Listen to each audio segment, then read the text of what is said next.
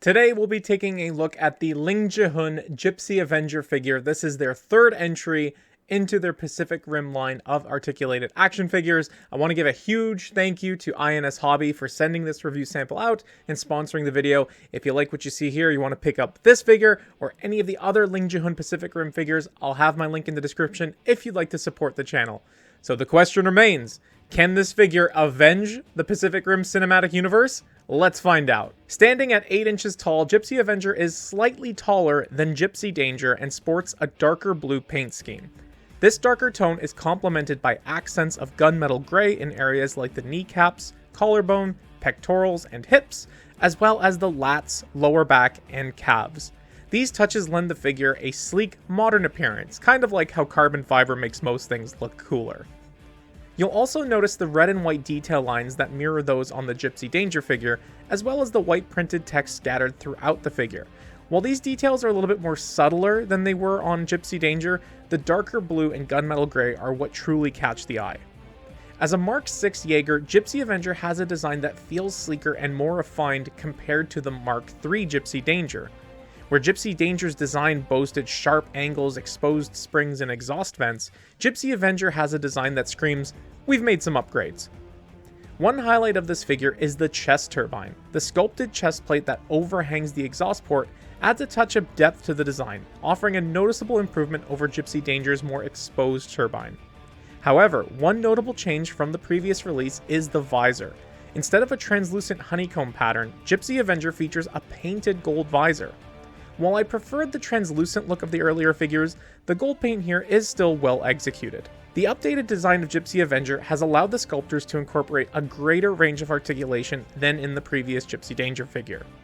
Starting with the head, it sits on a double ball joint, providing excellent side-to-side motion and a decent upward tilt, although it can't look down very far.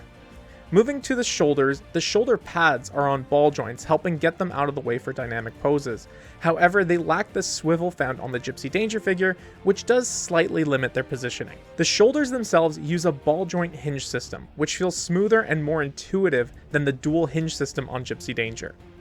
The arms also feature a bicep swivel, and the elbows bend to a full 90 degrees. The wrists connect via the familiar swivel hinge system that we've come to see and are just as reliable as ever. In the torso, Gipsy Avenger features a double barbell system in the chest, as well as a ball joint in the waist, providing an exceptional range for dynamic posing.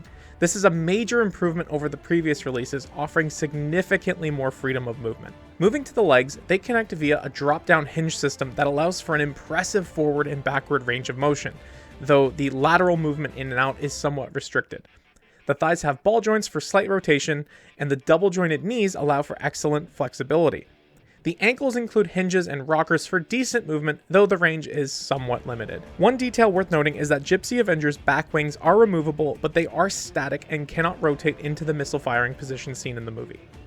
Overall, the articulation on Gipsy Avenger is among the best we've seen in the line so far, with the only major limitation being restricted to the outward movement of the legs. Gipsy Avenger comes with a robust selection of accessories. Out of the box, she's equipped with 2 closed fists, but she also includes relaxed open hands. Gipsy Avenger also comes with the 2 plasma cannons, one for each arm, which are a little bit thinner than the ones we saw with Gipsy Danger, but they do look great and are equipped by simply replacing the forearm parts altogether. Unlike the Gipsy Danger figure, it does not come with plasma effects, and the plasma effects from that previous release are not compatible with these ones. However, one big improvement is the addition of a ledge on the back of the elbows, which makes it much easier to attach the forearms. This is a really thoughtful design change that reduces the risk of damaging the figure while swapping parts. Gipsy Avenger also includes her gravity sling weapons, which attach in the same way as the plasma cannons. Make sure you're cautious in equipping these and unequipping these, because there's a section where the plastic is not well supported and looks like it could be really prone to breakage if you're not careful. Let's round out Gipsy Avenger's weaponry by talking about the 2 types of swords that she comes with. Unlike Gipsy Danger, where the blades were equipped by replacing the forearm guards, Gipsy Avenger's blades are equipped by replacing the forearm sections entirely. At first, I didn't really understand why they would make it so that you had to replace the entire forearm as opposed to just the forearm guard, and that's when I realized that the forearms actually change entirely when the blades are equipped. When Gipsy Avenger deploys her swords, the actual forearm appears to expand and contort to allow the blades to come out. This is a really subtle detail that I missed entirely in the movie and have a deep appreciation for it now that it's captured here in figure form, and I'm glad the toy designers didn't skip it. It's also worth mentioning that the sword forearms come with their own pair of closed fists, and I think that they just did this so that when you swap out the forearms, you don't also have to swap out an additional pair of fists. Makes it a little bit easier for the user. Gipsy Avenger comes with the 2 chain swords we've seen in the movie, which are more serrated than the blades that Gipsy Danger came with. She also comes with the Obsidian Tech Blades, which were more of a chainsaw type of weapon, and if they ever get around to doing a repaint of this figure, I hope that the Obsidian Blades can be painted orange, since that's primarily how they were depicted in the movie. Gipsy Avenger also comes with the rocket system that they used to depart the Shadow Dome toward the end of the movie, which appears to be cast in gunmetal gray plastic with white, silver, and gold paint. This accessory looks really nice, and it appears that there's even blast ports on the exhaust where you could plug in some kind of effect. Finally, Gipsy Avenger comes with the rocket that was welded to her hand at the end of the final fight, where she blasts off into the atmosphere and comes raining down on the Mega Kaiju. This piece swaps out like any of the other alternate hands. It has the flexible wrist guard, and it also contains the magnet that is used to toggle the electronics on and off. Overall, Gipsy Avenger's accessory loadout is pretty impressive.